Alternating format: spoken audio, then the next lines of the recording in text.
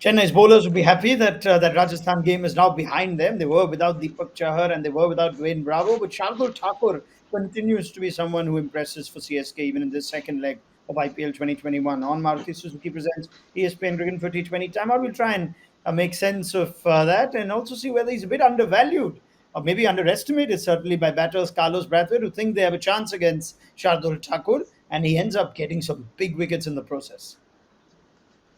Yeah, he always gets big wickets. If you look at the list of wickets that he's taken, you see some massive names: Rohit Sharma, A.B. de Villiers, Andrea Russell, etc.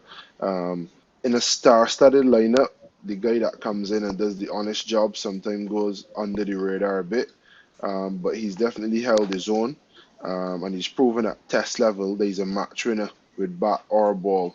Obviously, you get to see less of it with the bat in the star-studded Chennai team, but I think along with Bravo, he bowls with difficult overs, and sometimes his economy rate, especially in the past, could have been a bit high. But when you're looking for impact players, someone to come and break a partnership or bowl in the toughest times and make something happen, Shardul Thakur is your guy. And with them having to rotate Bravo because of the close turnaround, he's someone who the spotlight should be on a lot more, especially in the absence of Bravo.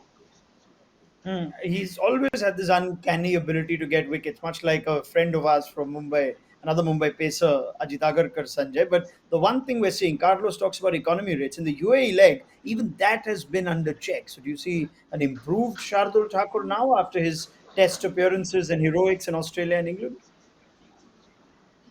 Yeah, maybe comparable with Ajit Agarkar, but when it comes to poshness, I don't think anyone can compare themselves with Ajit Agarkar, as we know. But coming back to cricket, again, the wickets that he got, Evan Lewis and Sanju Samson, Shardul Thakur, I mean, those guys were set looking really dangerous. And then Shardul Thakur gets those wickets and brings his team back in the game. And, all credit to Mahendra Singh Dhoni.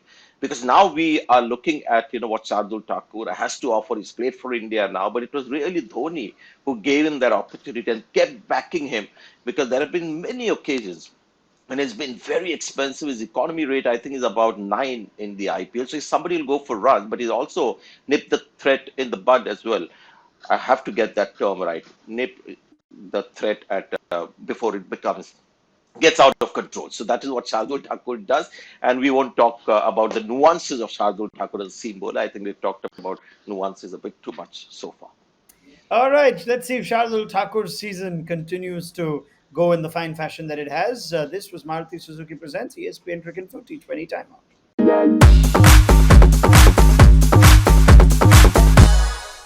We call it people technology.